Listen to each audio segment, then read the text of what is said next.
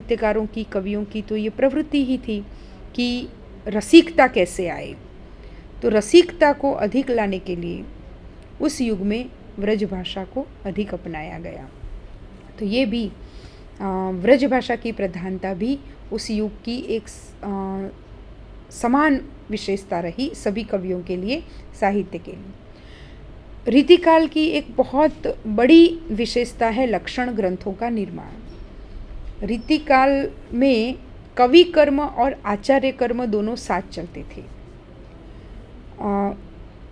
कवि कर्म केवल कविता करना है, जो कला के साथ जुड़ा हुआ है, जो संवेदना के साथ जुड़ा हुआ है, जबकि आचार्य कर्म वो बुद्धि के साथ जुड़ा हुआ है, तर्क के साथ जुड़ा हुआ है।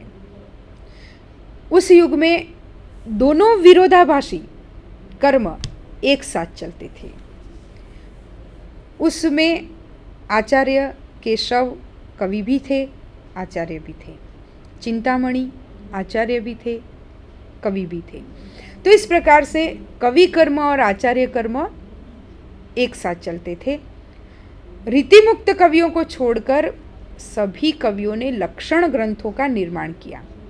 सबसे अहम प्रवृत्ति श्रृंगारिकता के बाद लक्षण ग्रंथों का निर्माण उस युग के कवियों ने, अर्थात रीतिकालीन कवियों ने अपनी साहित्य की रचना में एक सुंदर लक्षण ग्रंथों को लेकर के कविता लिखना शुरू किया।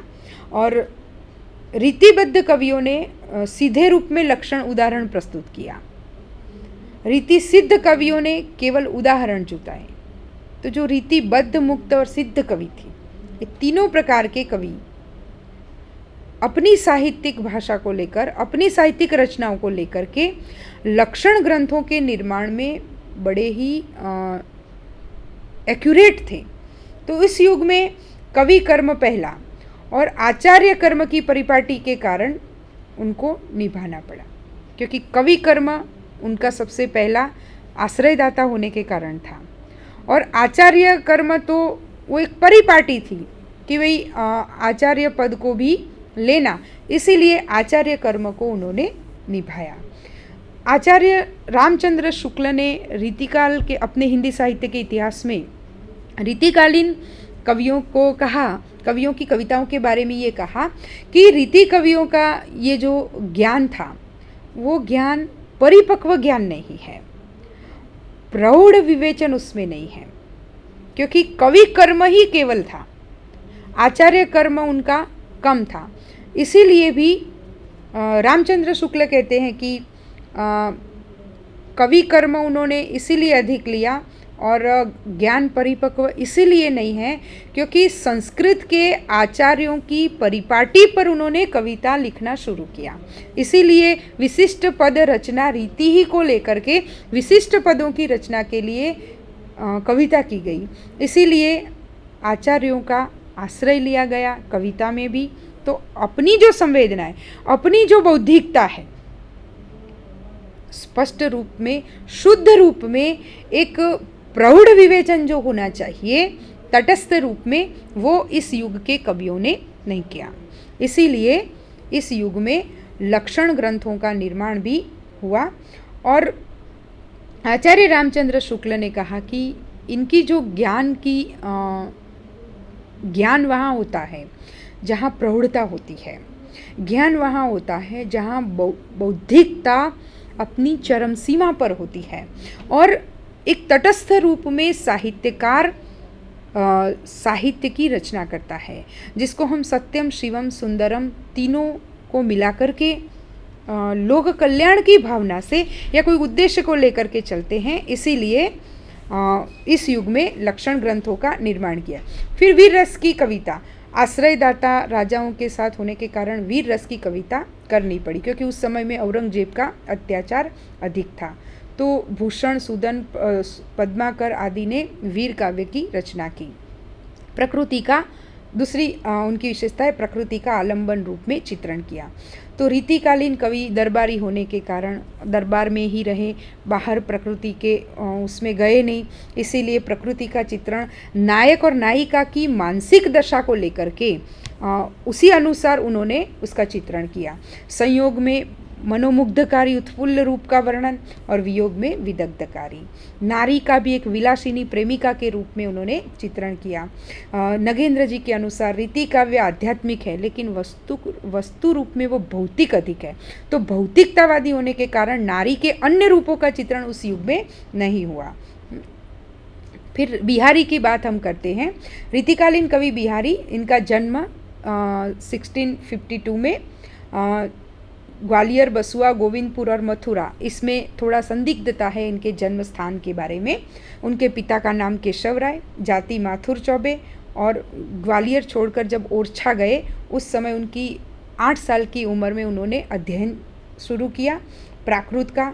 फिर ओरछा से वृंदावन आए, वहाँ संगीत की शिक्षा ली, और राजा जयसिंह के लिए उन्होंने नहीं पराग नहीं मधु मधु विकास ही काल, अली कली ही सौ बद्यो तिनका कौन हवाल कह करके वो पद लिख करके दिया।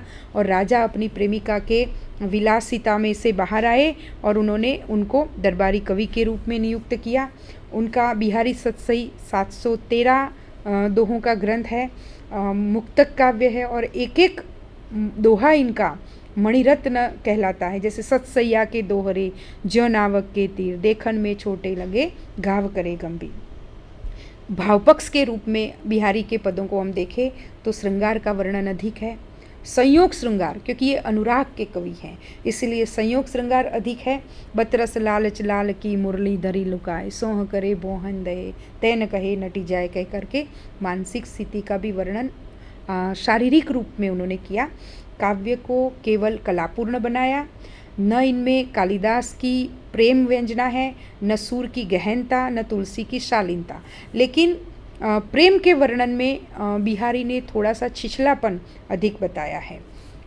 बहुज्ञता है, पांडित्य के रूप में पूरे पंडित नहीं है, लेकिन मंगल बिंदु सुरंगु केसरयाड़ गुरु कहकर के उन्होंने ज्योतिष की, दूसरे गणित की, भूगोल की आदि विषयों के ज्ञान की अपने दोहों के माध्यम से उन्होंने कविता की।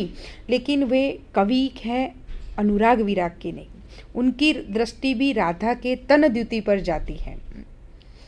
कला पक्ष में उन्होंने दोहों में अधिक रचना की है। उपमा, उत्प्रेक्षा, रूपक का प्रयोग किया है, यमक का भी प्रयोग किया है। कनक कनक ते सौगुनी, या तो परवारो उर्वशी सुनी राधिके सुजान, तू मोहन के उर्वशी है उर्वशी समान। ऐसे उन्होंने अलंकारों का भी सुंदर वर्णन किया है। छंदों में दोहा और सोरठा का अधिक प्रयोग किया है। इन्होंने गागर में सागर भरने की कोशिश अपने पदों के कारण को लेकर के की है। इनकी भाषा समास पद्धति और विचारों की समाहार शक्ति दोनों के संबंध में उत्कृष्ट बन पाई है। भाषा शुद्ध व्रज भाषा है। शब्दों का गठन सुव्यवस्थित इन्होंने किया है। साहित्यिक भाषा व्रज भाषा के रूप में रीतिकाल में बिहारी में अधिक दिखाई देती है सर्वप्रथम, और बुंदेलखंडी और पूर्वी भाषा का भी उनके काव्य में प्रभाव है। दूसरी बात, उन्होंने कहीं कहीं अरबी फारसी शब्दों का, जैसे इजाफा, ताफ्ता, कुतुबनामा, रोज आदि शब्दों का प्रयोग भी अपने पदों में किया है। लोकोक्ति और मुहावरों का प्रयोग भी अपनी भाषा में अपने पदों में उन्होंने किया है। माधुर्य गुण से युक्त शब्दों का चयन, ये भी उनकी भाषा की एक विशेषता है। तो कलापक्ष के रूप में उनके पद बहुत अधिक है। बिहारी सतसई का महत्व इस रूप में है कि तुलसीदास के बाद जो आलोचनात्मक साहित्य लिखा गया उसमें सबसे अधिक समीक्षा बिहारी के दोहों पर लिखी गई। जैसे सतसैया के दोहरे आदि कह करके बिहारी के दोहों की समीक्षा सबसे अधिक की गई। और मुक्तक काव्य की जितनी भी विशेषताएं साहित्य में, कविता में होनी चाहिए, वो सब बिहारी में हैं। अनेक स्वादों से भरी इनकी कविता है, श्रृंगार और नीति की कविताएं हैं, और इस रूप में भाषा का टकसालीपन भी है। तो हम आज बिहारी के संबंध में इतना ही कह सकते हैं। नमस्कार।